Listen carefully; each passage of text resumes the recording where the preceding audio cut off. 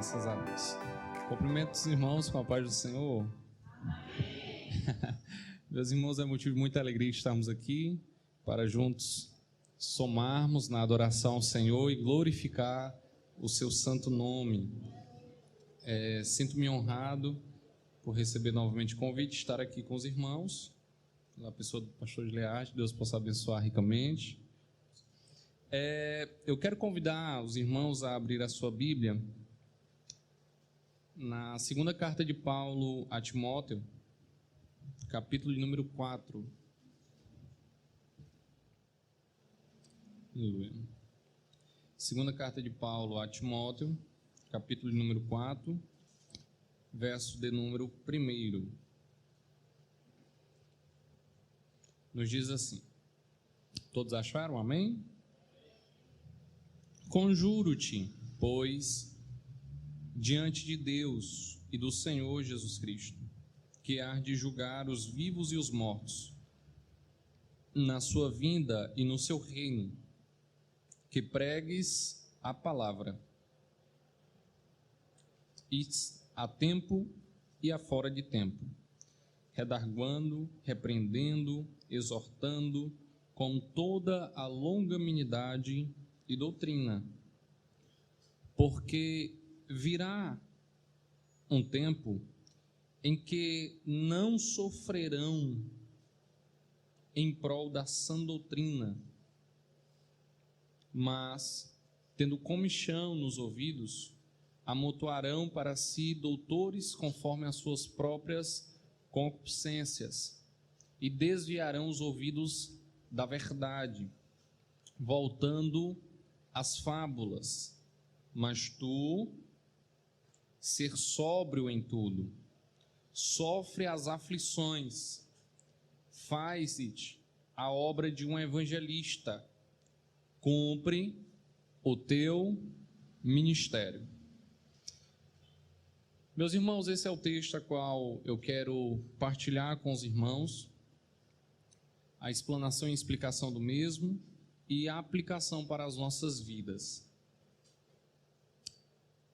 Conforme o texto que acabamos de ler, Paulo ele está escrevendo ao jovem pastor Timóteo. É interessante compreendermos que esta carta é um dos seus últimos escritos. Compreendendo isto, vamos perceber que Paulo ele está nas suas últimas palavras, já está dando os seus últimos discursos. E é interessante compreendermos isso, porque é percebendo a situação que nós podemos entender melhor o texto a qual está expresso.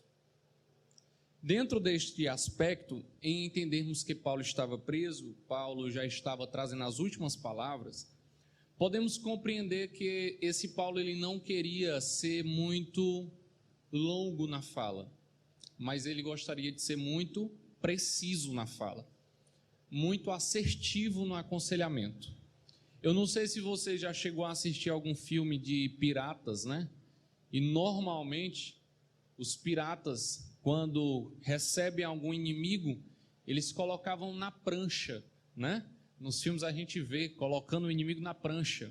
E aí eles colocam a prancha para fora do navio, manda o indivíduo ir para a prancha e fica um com a espada dizendo: vai, pula. Só que é interessante que antes desse pula, que é a compreensão, morre, eles dizem: diga as suas últimas palavras. Penso que quando somos indagados em dizer as últimas palavras, acredito que nós não iríamos ser longo na fala, mas iríamos ser precisos naquilo que iríamos falar. Ou seja, escolheríamos muito bem as palavras que iríamos estar falando. É com muita certeza que quando alguém está nos últimos momentos de vida nos hospitais, já no corredor da morte, nós vamos perceber que essas pessoas elas tendem a buscar a Deus, elas tendem a clamar por Deus, porque ela entende que a vida há sentido quando se encontra-se com Deus. Então ela entende: eu posso ter vivido a vida ruim que for, mas por favor Deus, o Senhor me socorre, né? no último respirar, Deus me perdoa, né?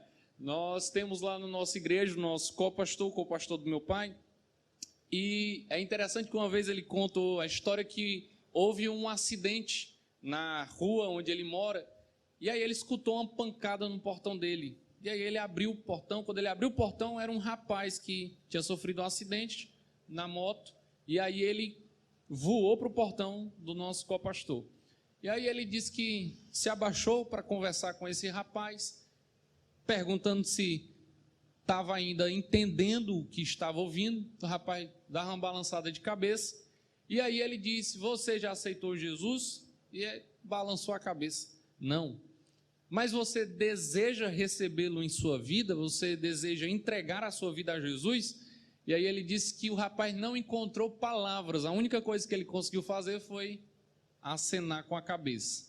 Depois que deu esse aceno, o rapaz morreu. Então é muito comum de que quando nós estamos de frente com a morte, nós queremos escolher as mais belas palavras de forma mais precisa possível, ser mais direto ao ponto. Então nós estamos vendo Paulo, que está no corredor da morte, entendendo, e nós vamos ver isso no verso de número 6, que Paulo entende de forma precisa que a vida dele já está sendo retirada dele. Paulo já entende que a sua caminhada de fé estava encerrada em terra, a sua carreira concluída. Paulo entende isso de forma precisa e por isso escolhe as palavras mais assertivas. E qual é o aconselhamento de Paulo para esse jovem pastor em suas últimas falas? A fala de Paulo a Timóteo é: Timóteo, eu tenho um conselho para você. Qual é o conselho, Paulo? O conselho que eu tenho a você é que pregues a palavra. Paulo poderia aconselhar muitas coisas, só que está no seu último discurso, e o último discurso de Paulo é: Timóteo, prega a palavra.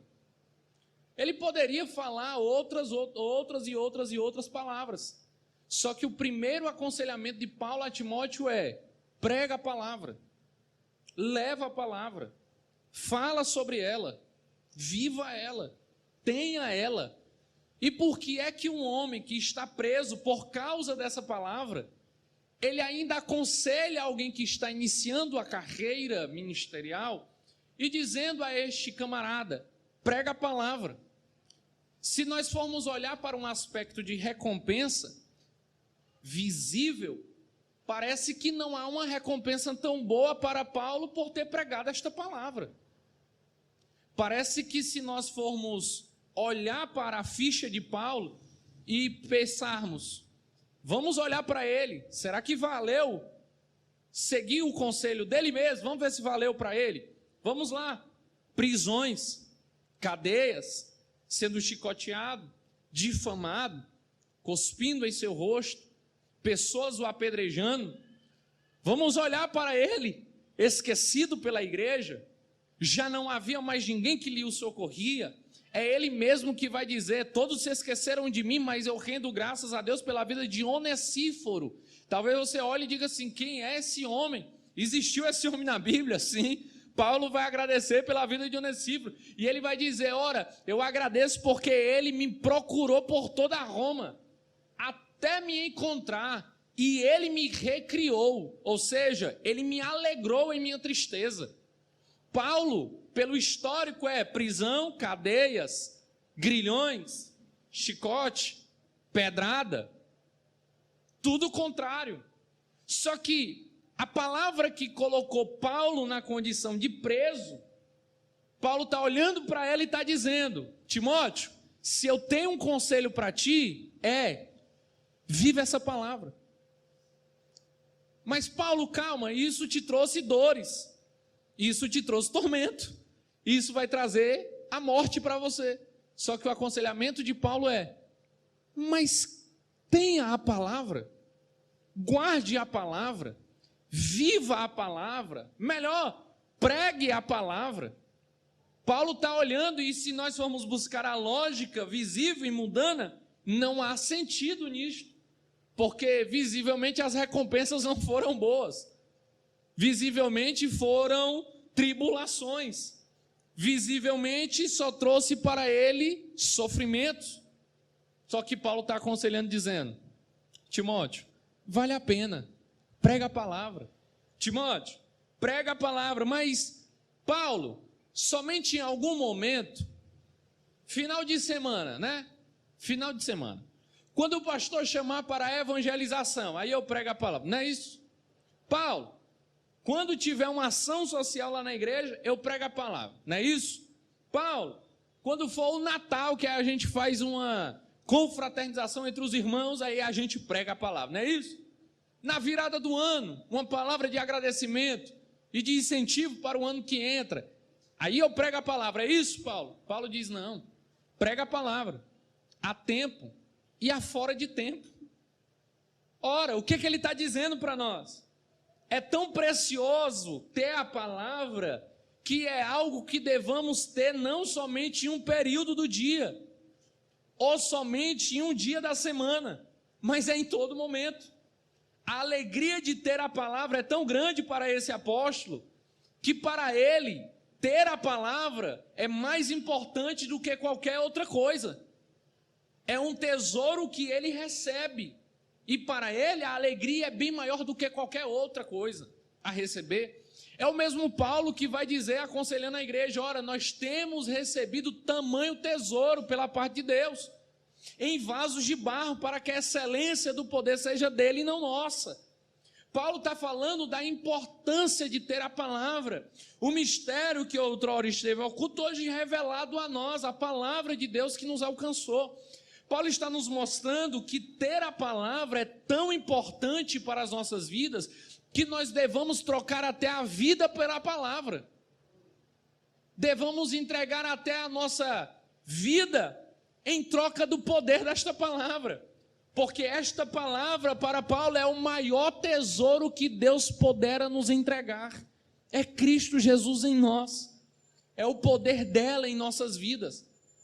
Eu acho interessante quando ele está falando sobre tesouro, porque quando a gente olha para a terra, a gente pensa logo nas riquezas da terra.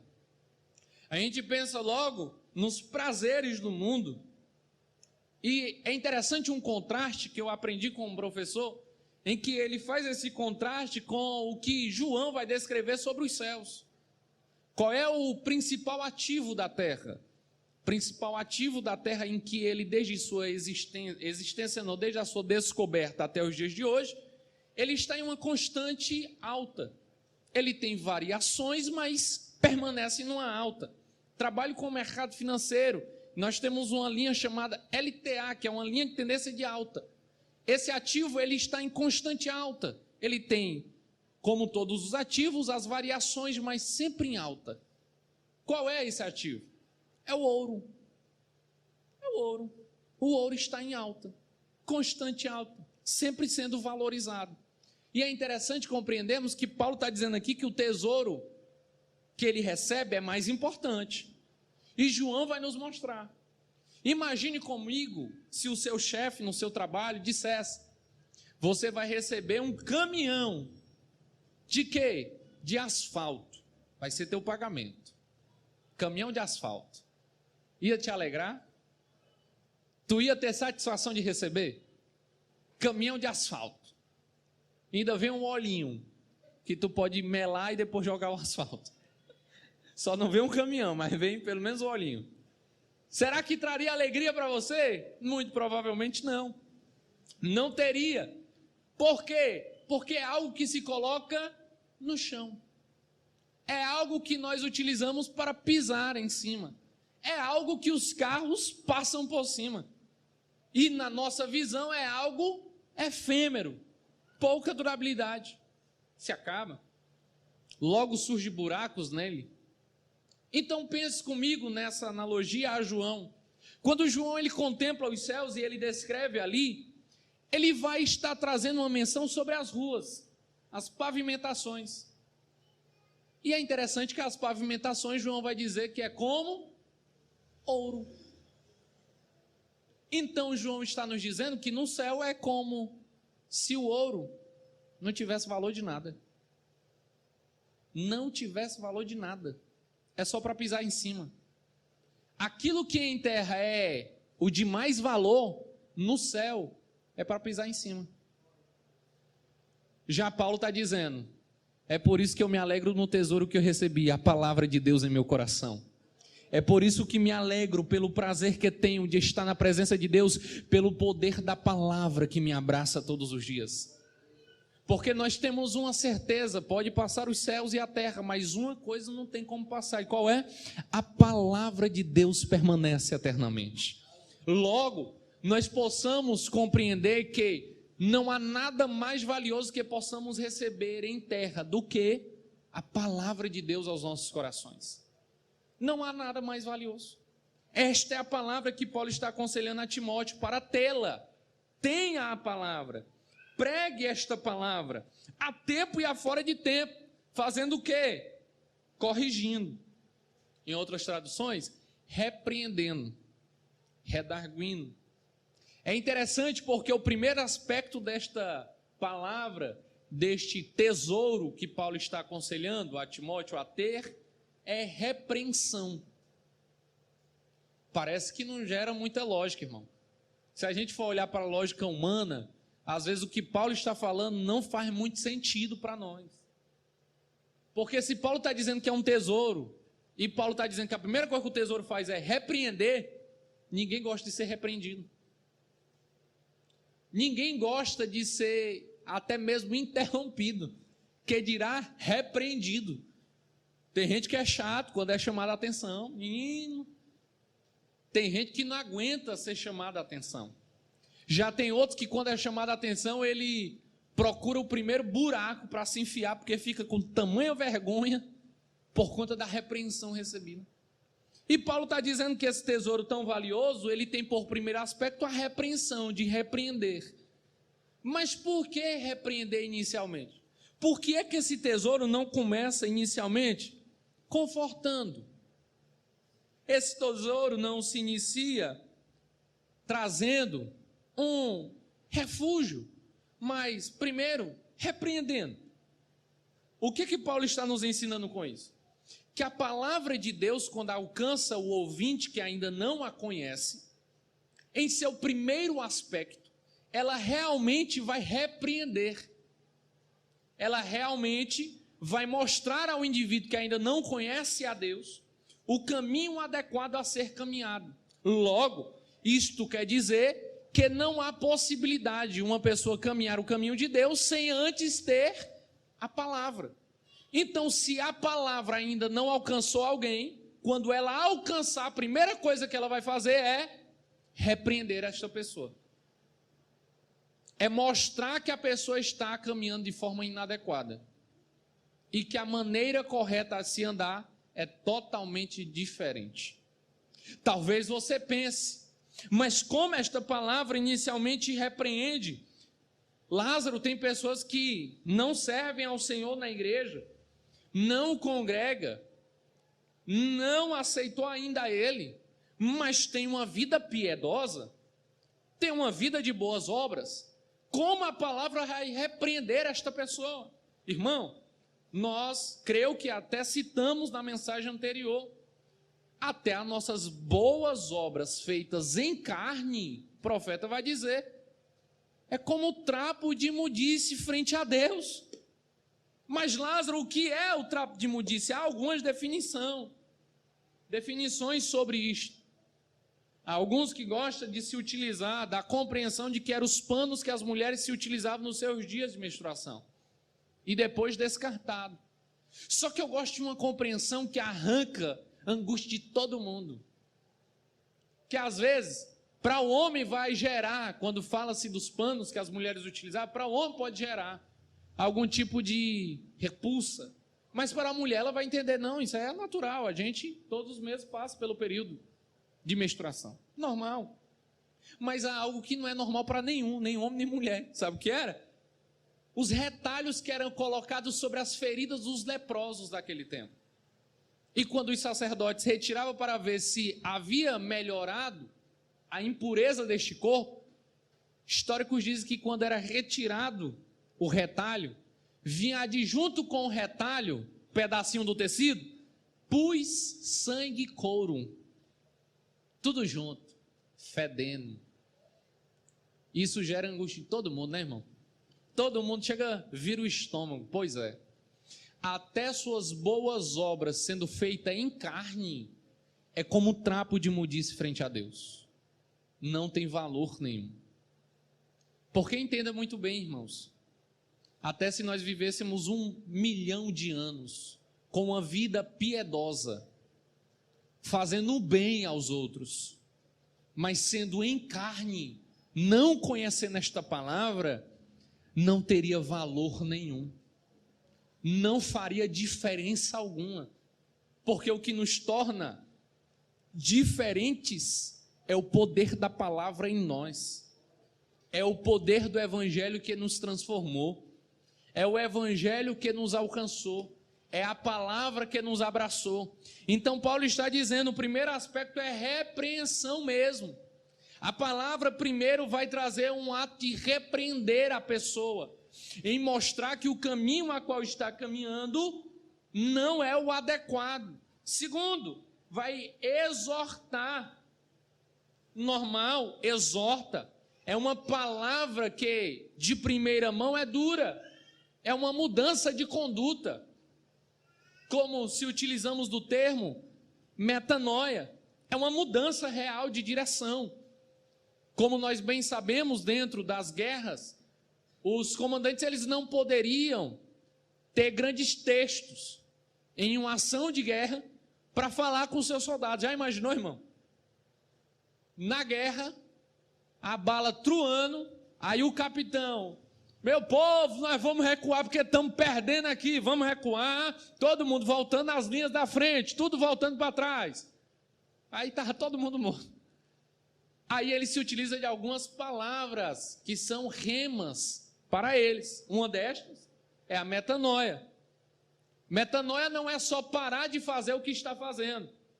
A palavra não nos instrui somente a parar de pecar, a parar de fazer o erro. Não, a metanoia não é só parar de fazer o que estava fazendo.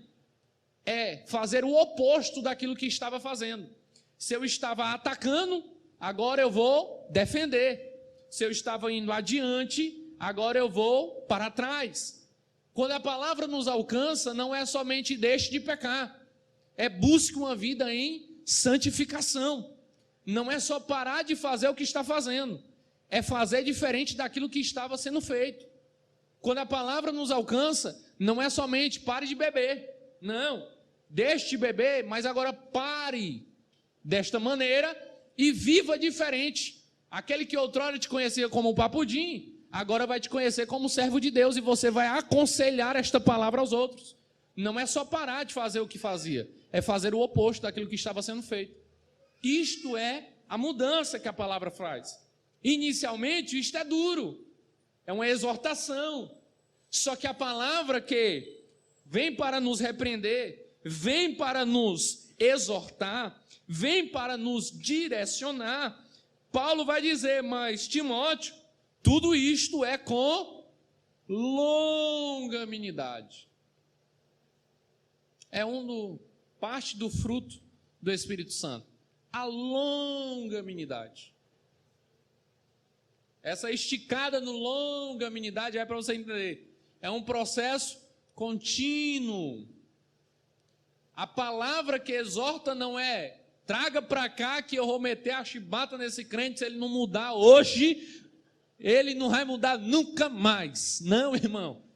É a longanimidade. Não mudou hoje, amanhã eu continuo pregando a palavra para ele. Não mudou amanhã, continuo pregando de novo. Passou uma semana, ainda não mudou, continuo pregando a palavra. Passou um mês, ainda não mudou total, vamos continuar pregando. Por quê? Porque todos nós precisamos estar mudando constantemente, até chegarmos na estatura de varão perfeitos. Então, a palavra que nos repreende, a palavra que nos exorta, a palavra que vem para redarguir a pessoa, orientar, direcionar, alinhar os pés, é uma palavra que vem com longanimidade sobre nós. E que bênção ela vem com longanimidade. que a alegria ela vem com essa longanimidade. Como Pedro falando em sua carta, ele vai dizer: não tenham a volta de Cristo por tardia, mas antes ele é longânimo para convosco, para que nenhum se perca. O que é que ele está dizendo para nós? Que Cristo está trabalhando em nossas vidas, aperfeiçoando os nossos passos, a chegarmos na posição de varão perfeitos em sua presença. Que bênção que esta palavra vem com longanimidade, porque senão onde estaríamos se essa palavra não tivesse a longanimidade sobre as nossas vidas?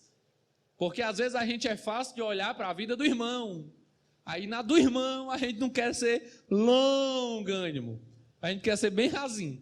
Agora na nossa, a gente quer ser longo ao quadrado, né? 2 vezes se possível, um tempinho a mais. Eu vou mudar, mas quando o irmão do lado está fazendo a mesma coisa, esse irmão tem que ser disciplinado pelo pastor, não presta para nada, ô irmão ruim. Não, irmão, a palavra é com longanimidade, mas ao grau ponto que ela é longânima, ela tem um peso doutrinário. Quando ele está dizendo doutrinário, um peso doutrinário, ele está dizendo que aqui não é casa de mãe Joana,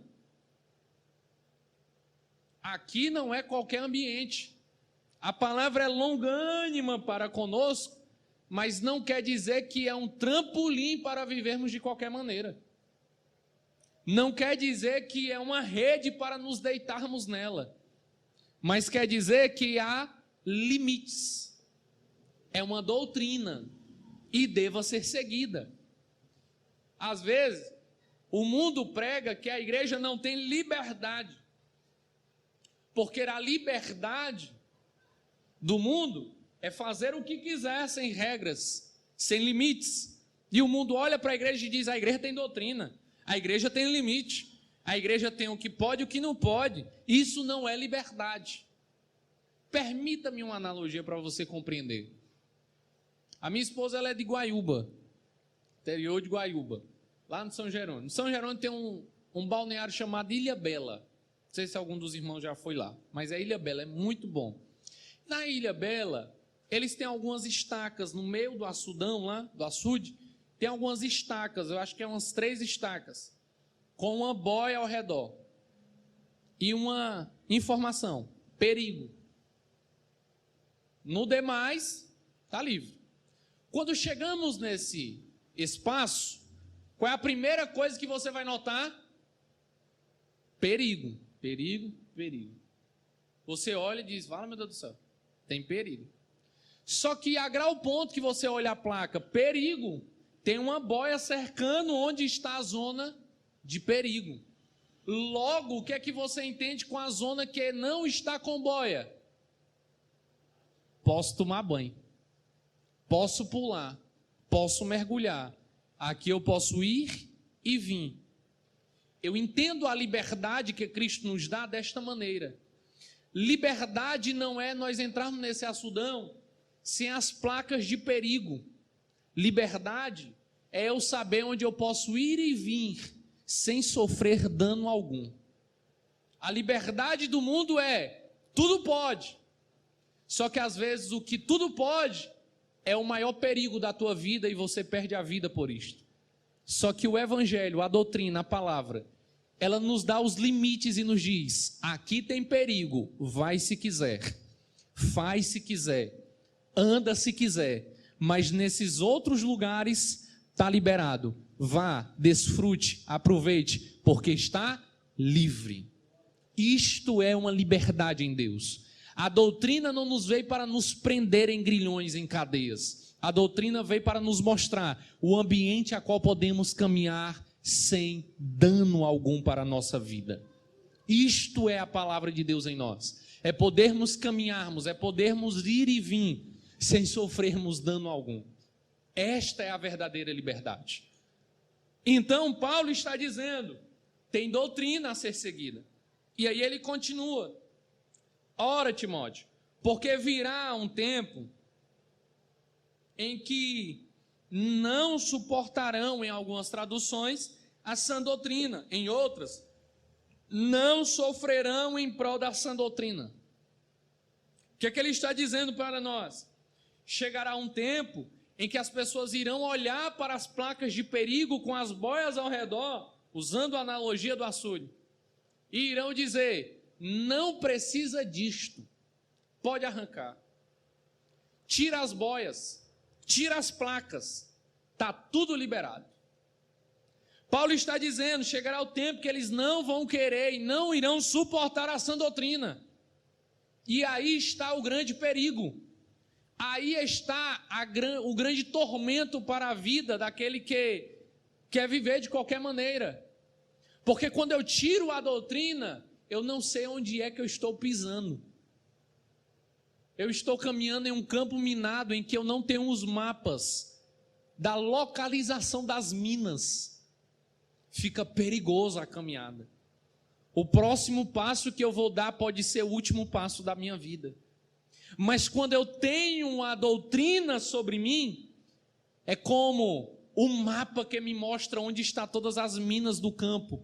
E eu começo a caminhar por o campo sem nenhuma preocupação. É como a bússola daquele que navega. O mazão pode ser gigante, mas para aquele que possui a bússola, ele sabe para onde está indo.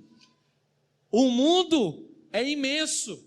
Pessoas buscam viver de qualquer maneira, mas nós temos a palavra de Deus, que é a bússola que nos guia. Então nós, mesmo caminhando em uma terra tão estrangeira, nós sabemos para onde estamos indo.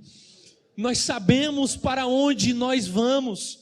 Sabemos a estrada que estamos caminhando, porque a palavra está nos mostrando. Esta palavra, ela tem um poder tão decisivo em nossas vidas, que o salmista vai dizer no Salmo de número 119. Ora, esta palavra, ela verdadeiramente é lâmpada para os meus pés e luz para os meus caminhos. Sabe o que é que o salmista está dizendo? No período em que o salmista aqui está transcrevendo, ele não tinha o que nós temos hoje, as lâmpadas, não tinha o que nós temos, as luminárias tão belas, não tinha como estar saindo com um farolzão, eram as tochas, eram as lamparinas. E o que o salmista está dizendo é: um exército bem preparado tem lâmpada e tem luz. Um exército que não tem lâmpada e nem luz, ele sofre, ele padece, porque ele não sabe por onde está caminhando. Ele pode chegar em um pântano, pode estar em um ambiente obscuro, perigoso, e ele não reconhecerá. Por quê? Porque não tem luz. Mas aí o salmista, ele vai equiparar esta luz, a importância da luz na caminhada daquele que caminha, a palavra, e vai dizer: esta palavra tem o maior peso para mim, porque é de igual forma uma lâmpada para os meus pés e uma luz para o meu caminho. Ela tem o poder de me mostrar onde eu estou caminhando. Independente se seja a noite mais escura, sem lua alguma, esta palavra tem poder de iluminar os meus passos. Esta palavra tem poder de iluminar o trajeto que eu estou trilhando. Esta palavra tem um poder de me levar até onde eu irei chegar verdadeiramente, o alvo que está proposto. Esta palavra pode me conduzir no caminho. Mesmo nos dias mais sombrios, podemos contar com o poder da palavra em nós. Paulo está nos ensinando ela, mas está nos dizendo: chegará um tempo que não irão suportar. E não suportando esta doutrina, terão comichão em seus ouvidos, não ouvindo a palavra, amontoando para si falsos mestres e doutores. Não irão suportar. Não irão aguentar esta palavra e trarão para si falsos mestres e doutores. Conforme o quê? Conforme as suas concupiscências. Eu acho interessante o que Paulo está dizendo. Paulo está dizendo que o povo vai querer ainda, pastor, essa palavra.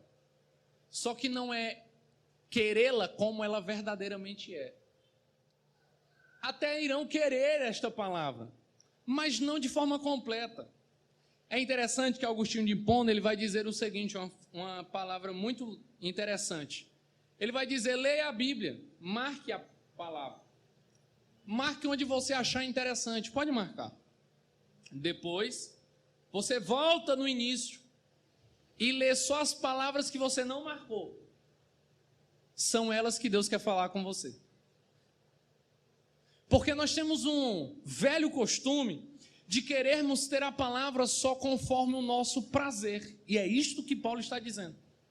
Eles vão amontoar para si falsos mestres e doutores segundo a sua concupiscência. Hoje nós temos, irmãos, pasme, empresários que abrem igrejas só para poder se congregar e colocam um pastor de acordo com o desejo dele. E ai do pastor se mudar o sermão. E ai do pastor se falar alguma coisa que ele não goste. Eles até querem a palavra, mas não a querem por uma completa. Não querem de forma plena. E o próprio Deus vai falar por intermédio de João: ai daquele que acrescentar ou retirar uma vírgula sequer desta palavra. Porque não é somente parte dela. Ela não a contém, mas ela é a palavra de Deus. Nós não a temos somente com alguns textos, que tem até a vendazinha daquela biblinha, os versículos da promessa. Aí é bom demais, sempre é promessa, irmão. Sempre está legal, sempre está bonitinho. Não, irmão, leia a Bíblia por uma completa, leia a Bíblia de capa a capa, leia, quando terminar, volta do início, reinicia, leia novamente. Por quê? Porque ela toda é a palavra de Deus aos nossos corações. Ela toda é o poder de Deus para nos salvar. Como Paulo mesmo vai nos dizer, toda a palavra é divinamente escrita e falada por Deus, ou seja, ele mesmo assim o fez. O pastor Paulo de Jong, ele tem um livro chamado E Deus Falou a Língua dos Homens. Neste escrito ele vai dizer: ora, irmãos, foi Deus que escolheu falar a nossa língua em nosso idioma para que compreendermos verdadeiramente o que ele quer conosco, ou seja, não servimos um Deus que fala por sinais e mistérios que não compreendemos e não entendemos, não. Ele fez questão de falar o nosso idioma, a nossa língua, transcrita em nossas palavras, para que compreendêssemos o que ele verdadeiramente quer para nossas vidas. Então não é somente parte do texto, mas é todo o texto que devemos absorver. É toda a palavra. Spurgeon, o príncipe dos pregadores, ele tem uma frase em que ele diz, adequando ela: Bíblia, somente a Bíblia, toda a Bíblia e nada mais do que a Bíblia. Ela é que é o poder para transformar, ela que é o poder para salvar, ela que é o poder para transformar a nossa vida por um inteiro. A palavra é a única que é eficaz sobre nós. Se a palavra ela não é completa, ela não é eficaz sobre nós. Mas quando a palavra está plena sobre as nossas vidas, ela é eficaz para nos transformar. É Paulo que vai nos dizer: para aqueles que não creem nesta palavra é loucura, é perdição. Mas para aqueles que creem nesta palavra é poder de Deus para transformação e salvação. Aqueles que a recebem com desejo é poder para transformar e alcançar. É Paulo que vai dizer a Timóteo, dizendo: ora, porque esta palavra, Timóteo, ela é apta para a salvação. E o que é que Paulo está dizendo por palavra? Ele está usando a Torá, está usando o Antigo Testamento. Ainda não tinham todas as cartas do Novo Testamento que temos. Então, quando Paulo está dizendo a Timóteo que esta palavra, ela tem poder para a salvação, ele está dizendo: o Velho Testamento não é para rasgar da Bíblia, não. Ele tem poder para transformar a nós. São exemplos de homens de Deus que serviram ao Senhor de forma piedosa, com uma fé firme no Senhor. E esta palavra tem poder para nos salvar, porque tem irmão que quer crer só no Novo Testamento e quer rasgar o Antigo Testamento da Bíblia. Não, irmão, toda a palavra, Gênesis, Apocalipse, ela é poder de Deus para transformar as nossas vidas. Ela é poder de Deus para nos salvar. Ela é poder de Deus para nos trazer para próximo a Ele. A Bíblia, toda a Bíblia, nada mais do que a Bíblia é o poder de Deus para nós. Mas chegará um tempo que essas pessoas vão chamar para si falsos mestres e doutores. Chamarão. Que irão pregar conforme o seu bem prazer. E nós já temos isso, irmão. Nós já vivemos esse período em que temos igreja que não há valor na palavra. Não há alegria na abertura do texto. Não há prazer de sentar e ouvir a palavra do Senhor. Não há alegria de se debruçar na palavra, entender a palavra, buscar compreendê-la. E aí eu me preocupo, porque pense comigo. Terminar o culto aqui, nós sairmos, ir para um jantar. Só que no jantar, chegou a comida boa, aquele baiãozinho com queijo. E aí do nada passou a baratinha. Eita, chega deu desânimo, né? O irmão pensou no queijo, coçou o bucho. Quando falou a barata, e nem viu, né? Com a comida somos criteriosos. Somos criteriosos. Tem pessoa que se a comida não estiver bem temperada, ela nem come. Se a comida tiver com um pouquinho de sal, estando insossa, o senhor já diz assim, ixi, rapaz, isso aqui não presta não, viu? Cozinheiro não soube fazer. Se o assado de panela tiver meio duro, ixi, rapaz, esse aqui não sabe fazer não. Como é que a pessoa faz um assado de panela duro desse jeito, borracha? Em comida, somos tão criteriosos. E esquecemos que a palavra também é um alimento. Só que esquecemos que este alimento também deva ter o mesmo critério. Eu acho lindo quando o Paulo está pregando na igreja de Bereia. É Paulo, irmão, o apóstolo. A igreja reconhecia o ministério do apóstolo. A igreja sabia de tudo que o apóstolo fazia. Só que a igreja de Bereia, enquanto Paulo estava pregando, a Bíblia vai dizer, e abriu os pergaminhos para verificar se o que dizia estava escrito. É isto que deve acontecer nos nossos dias. É um pregador pregando e nós abrindo a Bíblia. Deixa eu ver se ele está falando o que está escrito. Porque o que tem poder para transformar não é a palavra de um pregador qualquer. O que tem poder para transformar é o que está escrito nesta palavra. O pregador pode ser um pregador desletrado, mas se ele carrega esta palavra, tem poder para transformar. Mas o pregador pode ser o que tem o maior doutorado, mas se ele não carrega esta palavra, não tem nada de eficaz em sua fala. Então, meus irmãos, é Paulo também que vai nos dizer, olha, se eu vos pregar outro evangelho, que não seja esse que já vos foi anunciado, se outro pregar outro evangelho, ou até mesmo anjos vierem a vós e pregarem outra palavra que não seja esta, tenha por anátema, não tem valor nisto, não tem prazer nisto, não tem verdade nisto. Sabe o que Paulo está dizendo? A palavra não é alterada por quem a leva, porque a palavra é imutável e é inerrante. A palavra não precisa ser atualizada, como o nosso saudoso Billy Graham dizia, ela é mais atual do que o jornal que vai sair amanhã. A palavra é eficaz sobre nós no dia de ontem, no dia de hoje, no dia de amanhã. Esta palavra tem poder há décadas atrás e há décadas que ainda hão de vir, porque ela é imutável e inerrante. A palavra de Deus sobre nós, ela é precisa, santa, justa, perfeita, é a palavra de Deus. Bíblia, toda a Bíblia, nada mais do que a Bíblia. Ela é o poder de Deus. Se você pegar um livro de biologia de 50 anos atrás e equiparar com o livro do dia de hoje, você vai ver que tem muita diferença. Muita diferença. Né? Talvez dos livros aqui há 50 anos vai ter mais diferença ainda. Porque até aquilo que é biológico querem se alterar, achando que aquilo que é biológico pode ser alterado e questionado no campo ideológico. Então possa ser que daqui a pouco não seja mais biologia, mas seja só ideologia. E aí os livros estejam totalmente alterados. Mas pegue uma Bíblia de 100 anos atrás, equipare com a Bíblia de hoje.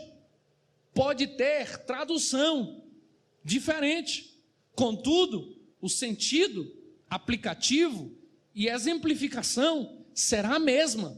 O poder da palavra, a mesma. O sentido dela, a mesma sobre nós. A palavra não muda pelos tempos ou as estações. Ela é contínua. Ela não passa. Nós passamos. Tentaram mudar a palavra, mas não conseguiram. Por quê? Porque a palavra não depende do homem para ser mudada. Ela que muda o homem. Ela que transforma o homem. A igreja tão perseguida que nós temos, as portas abertas, o ministério, abraçou o nome em que a Jocum colocou sobre a janela 1040, que são países que são totalmente fechados ao cristianismo, em que não pode entrar a Bíblia, o exemplar bíblico não pode entrar, nem aplicativo de celular. Você não encontra a Bíblia para baixar. Se você pesquisar a Bíblia, não aparece no navegador deles. Por que não, Lázaro? Por que esses países não querem a Bíblia? Porque eles entendem uma coisa: a Bíblia muda a sociedade, sim ou não? Não, irmão. Não muda a sociedade. Mas por que eles têm medo se a Bíblia não muda a sociedade? A sociedade é o quê? Um conjunto de pessoas. Logo eles entendem o quê? Essa Bíblia por si só fechada, não vai mudar nada aqui não. Mas se um desse povo aqui abrir essa Bíblia, aí essa pessoa vai ser transformada. E sendo transformada, ela vai transformar a sociedade. A Bíblia tem poder de transformar a pessoa, e a pessoa, pela palavra, tem poder de impactar a sociedade a qual está inserida.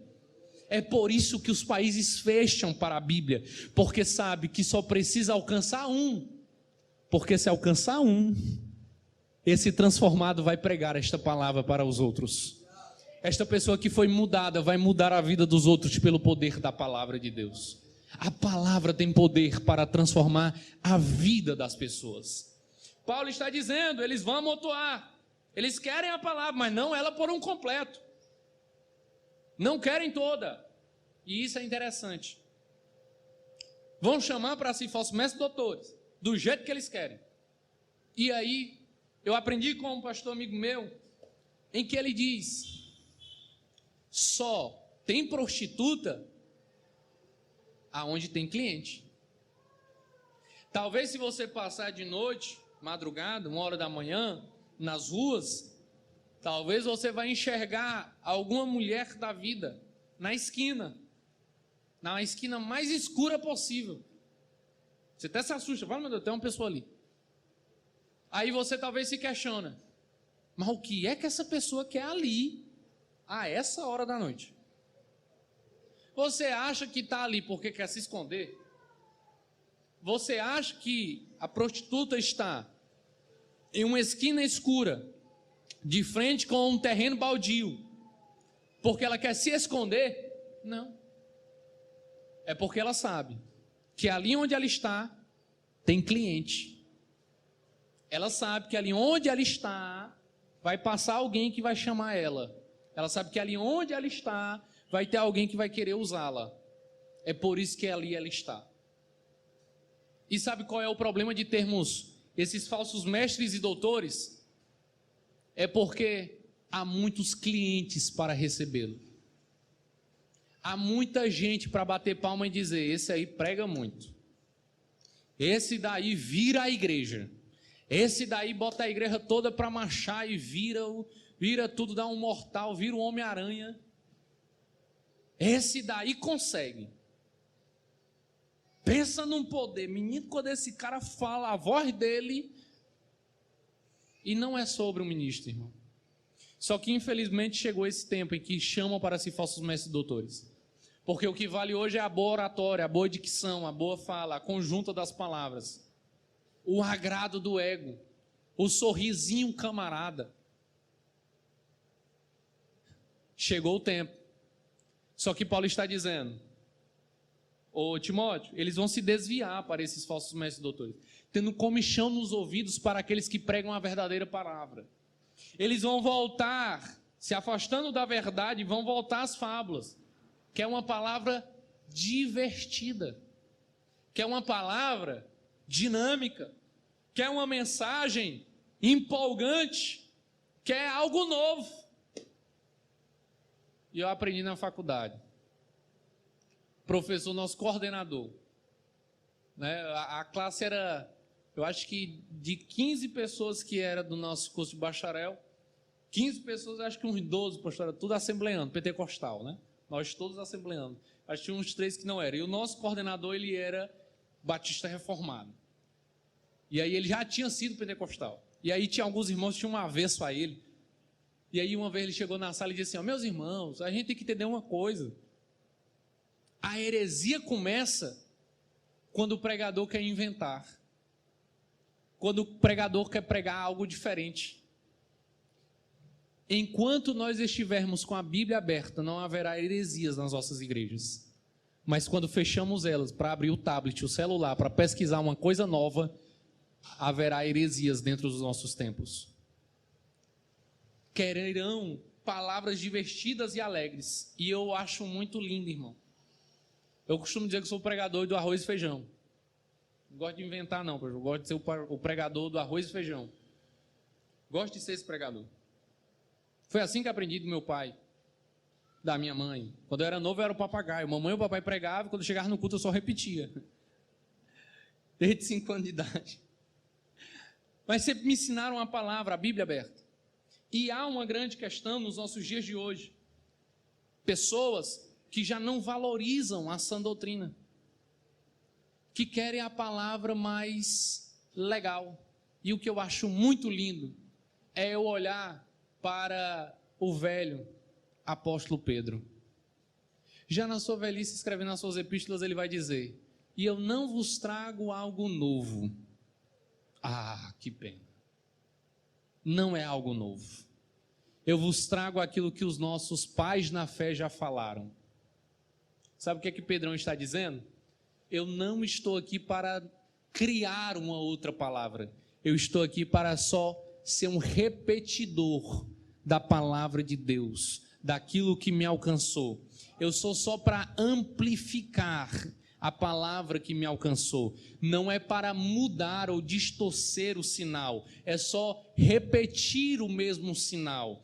Quando nós temos a nossa casa e a casa é muito grande, tem um Wi-Fi, talvez no quarto não pegue muito bem, aí o que é que a gente faz? Coloca um repetidor para repetir o sinal. Ele não vai mudar o sinal, ele vai só repetir, amplificando o sinal, dando maior distância para esse sinal. Eu e você não somos para mudar, diferenciar o sinal. Nós fomos chamados só para receber o sinal e continuar levando o mesmo sinal a mais pessoas, levando a mesma palavra às outras pessoas, pregando a mesma palavra às outras pessoas. Não é sobre pregar algo novo, é sobre entendermos essa palavra, vivermos ela e pregar a palavra de Deus, porque ela tem poder para salvar. Paulo está dizendo, eles querem algo novo, diferente de tudo. Só que aí ele vai dar uma pausa e vai dizer: mas tu, ser sóbrio, sofre as aflições, em um tempo em que vivemos em uma sociedade em que tudo é relativizado. Você tem sua verdade, eu tenho a minha verdade, e está tudo bem. Você pode ter uma verdade, eu ter outra totalmente diferente. Você pode dizer que isso é uma cadeira, eu posso dizer que isso é uma cama, e não faz diferença nenhuma, porque no mundo que nós estamos, tudo é relativo. Paulo está olhando para Timóteo e está dizendo: com você não. Em um tempo em que todos vão concordar que pode ter diversas verdades, vai ser sofrido para quem acredita em uma só verdade. Mas Paulo está dizendo: Timóteo, sofra as aflições, porque valerá a pena sofrer as aflições por esta palavra. Valerá a pena sofrer as aflições por esta verdade.